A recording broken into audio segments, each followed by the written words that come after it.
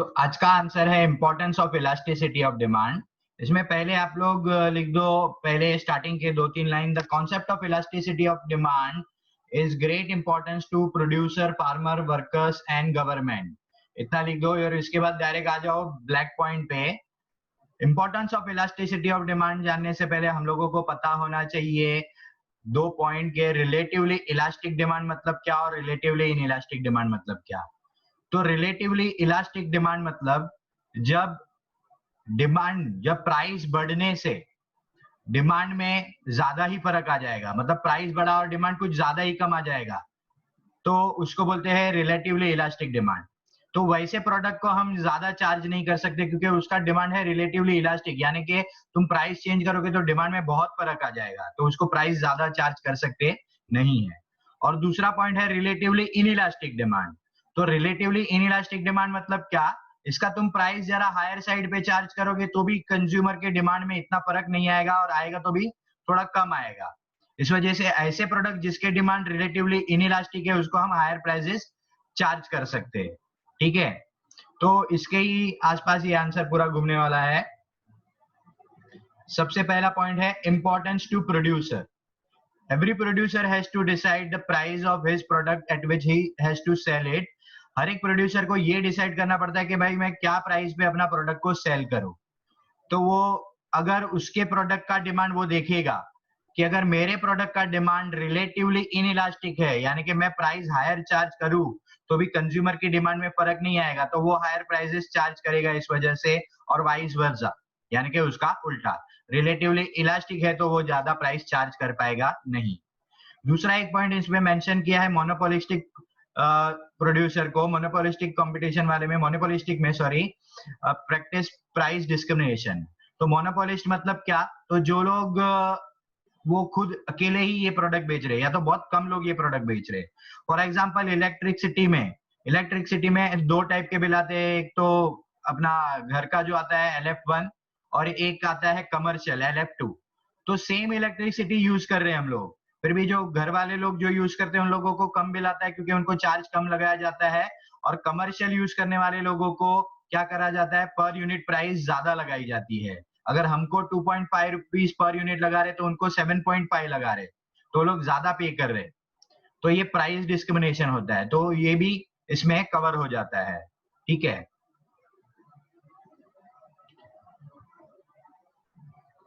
Next है importance to government.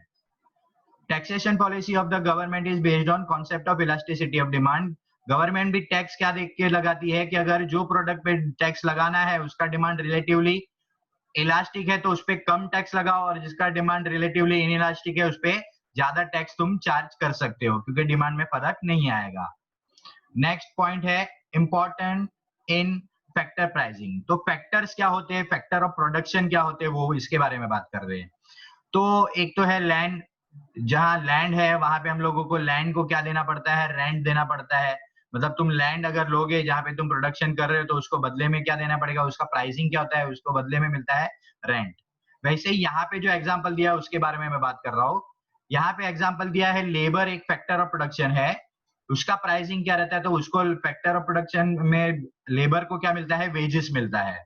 तो labour को वेजेस मिलता है तो उसमें क्या कर सकते हैं, अगर लेबर लोग को पता है कि हम लोग जो जिस चीज के प्रोडक्शन में है उसका डिमांड रिलेटिवली इनइलास्टिक है, तो ऑफकोर्स वो लोग वेजेस ज्यादा चार्ज, वो लोग ज्यादा मांग सकते हैं क्योंकि डिमांड, उस प्रोडक्ट का डिमांड रिलेटिवली इनइलास्टिक है, जिसमें ज्यादा प्राइसेस चार्ज करने पे कोई ज्यादा फर्क आने वाला नहीं है। इस वजह से वो लोग ज्यादा ज्यादा वेजेस डिमांड करेंगे, और वाइस वर्सा, यानी कि अगर तुम ऐसे ऐसे प्रोडक्शन में हो जिसमें डिमांड इलास्टिक है तो तुम ज्यादा वेजेस डिमांड कर सकते नहीं हो। ठीक है, ये है ये पॉइंट में फैक्टर प्राइसिंग में। नेक्स्ट पॉइंट आ जाता है importance of foreign trade. The concept of elasticity same ये भी यूजफुल है फॉरेन ट्रेड में, फॉरेन ट्रेड की पॉलिसी फ्रेम करने में। अगर हम ऐसा प्रोडक्ट एक्सपोर्ट कर रहे हैं, फॉर एग्जांपल ऑयल, अगर हम ऑयल एक्सपोर्ट कर रहे हैं तो ऑयल एक्सपोर्ट करेंगे तो ऑयल बहुत जरूरी है, सबको जरूरी है, उसके बिना उनका काम चल सकता नहीं है। तो ऑयल एक्सपोर्ट करने पे उसका डिमांड क्योंकि रिलेटिवली इनइलास्टिक है, इस वजह से उसके प्राइस तुम थोड़े थोड़े गैप में बढ़ा सकते हो, थोड़े थोड़े टाइम में चेंज कर सकते हो। जबकि अगर तुम ऐसा प्रोडक्ट एक्सपोर्ट कर रहे हो जिसका डिमांड रिलेटिवली इलास्टिक है, तो तुम उसका उसका प्राइस ज्यादा हायर चार्ज कर सकते नहीं हो। यही पॉइंट यहाँ पे मेंशन किया है। The countries exporting commodities for which demand is relatively inelastic can raise their prices, raise यानी प्राइस बढ़ा सकते हैं। For example, organization of petroleum exporting countries have increased the oil prices several times, उन्होंने prices बढ़ा दिया है। और तो और the concept of is also useful in formulating export import policy of the country, export import policy country के तुम इस पे से फ्रेम कर सकते हो। नेक्स्ट है पब्लिक यूटिलिटीज। तो पब्लिक यूटिलिटीज ध्यान से समझना, रोज डेली लोग काम पे जाते हैं तो उसमें किन चीजों का वो लोग यूज करते हैं, तो ट्रांसपोर्ट का चीज यूज करते हैं वो लोग, ट्रांसपोर्ट सर्विसेज। तो इसमें कितने लोग प्राइवेट सर्विस यूज करते हैं, काफी लोग पब्लिक सर्विस यूज करते हैं। ठीक है, बहुत सारे लोग पब्लिक सर्विस यूज करते हैं क्योंकि वो सब्सिडाइज है, गवर्नमेंट उसके चार्ज कम करती है। तो यहाँ पे क्या है वो मैं थोड़ा समझाता हूँ। अगर ये प्राइवेट सर्विस नहीं होगा तो, सॉरी पब्लिक सर्विस नहीं रहेगा तो प्राइवेट वाले क्या करेंगे, सबको एक्सप्लॉइट करेंगे, ज्यादा चार्ज करेंगे। तो ऐसी चीज, ऐसी सर्विसेज जिसमें जिसकी डिमांड बहुत रिलेटिवली इनइलास्टिक है, इसमें अगर गवर्नमेंट नहीं रहेगी तो प्राइवेट प्लेयर्स तो पब्लिक को मार डालेंगे, उन लोगों को बहुत पैसा चार्ज करेंगे।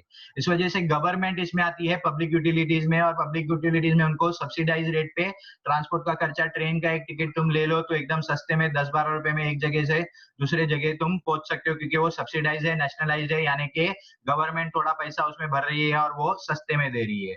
अपना एक्सप्लॉइटेशन रुक जाए इस वजह से, नहीं तो प्राइवेट प्लेयर अपने को बहुत चार्ज कर लेंगे। तो ये भी है इसमें। नेक्स्ट है, लास्ट पॉइंट है प्रपोर्शन ऑफ एक्सपेंडिचर। तुम लोग सोचो अपने खुद के फैमिली में आप लोगों का सबसे ज्यादा खर्चा किस में होता रहेगा, तो सबसे ज्यादा खर्चा होता रहेगा फूड में, एजुकेशन में, हेल्थ में। तो ऐसी चीज जिसमें तुम्हारा इनकम का लार्जर प्रपोर्शन एक्सपेंडिचर में जा रहा है, यानी कि फूड, क्लोथिंग, थोड़ा मेडिसिन में, थोड़ा हेल्थ, ये अपना हेल्थ हो गया, और एजुकेशन में उसमें ज्यादा पैसा जा रहा है, तो वैसी चीजों की डिमांड हो जाएगी रिलेटिवली इलास्टिक। इनमें बहुत प्राइसेस चार्ज कर सकते नहीं है क्योंकि उसकी डिमांड रिलेटिवली इलास्टिक है। और ऐसे चीज जैसे कि न्यूज़पेपर हो गया, एग्जांपल यहाँ पर कहीं दे रहा हूं मैं, न्यूज़पेपर जिसपे जो मामूली खर्चा होता है 2-5 रुपए का, तो वो बहुत अपनी इनकम का बहुत छोटा पोर्शन उसका एक्सपेंडिचर में जा रहा है। तो वैसी चीजों का डिमांड होता है रिलेटिवली इनइलास्टिक, इसके लिए उसमें थोड़ा ज्यादा प्राइस चार्ज कर सकते हैं। ठीक है, तो ये था प्रोपोर्शन ऑफ एक्सपेंडिचर। सारे पॉइंट समझ में आए रहेंगे। सबसे पहला था इंपॉर्टेंस टू प्रोड्यूसर, प्रोड्यूसर अपने प्रोडक्ट की डिमांड देखता है, इलास्टिक है कि इनइलास्टिक, इनइलास्टिक डिमांड हो तो ज्यादा प्राइस चार्ज करेगा। नेक्स्ट है importance to the government, importance to the government यानी कि अगर गवर्नमेंट को लगता है कि जो प्रोडक्ट है उसकी डिमांड रिलेटिवली इनइलास्टिक है तो वो ज्यादा ज्यादा टैक्स लगा देगी, और वाइस वर्सा। नेक्स्ट है important in factor pricing, labour को लगेगा अगर मैं जो प्रोडक्ट प्रोड्यूस में, जिसके प्रोडक्शन में मैं हूं, उसका डिमांड रिलेटिवली इनइलास्टिक है तो वो वेजेस ज्यादा मांगेगा। फिर नेक्स्ट उसके बाद था इंपोर्ट एक्सपोर्ट पॉलिसी, जिसमें ऑयल जैसी चीजें जिसकी डिमांड रिलेटिवली इनइलास्टिक है उसमें वो लोग हायर प्राइसेस चार्ज कर सकते हैं एक्सपोर्ट के लिए। पब्लिक यूटिलिटी, गवर्नमेंट एक्सप्लॉइटेशन रोकने के लिए वो लोग अपने ट्रांसपोर्ट सर्विसेज को क्या कर रहे हैं, सब्सिडाइज कर रहे हैं, नेशनलाइज कर रहे हैं।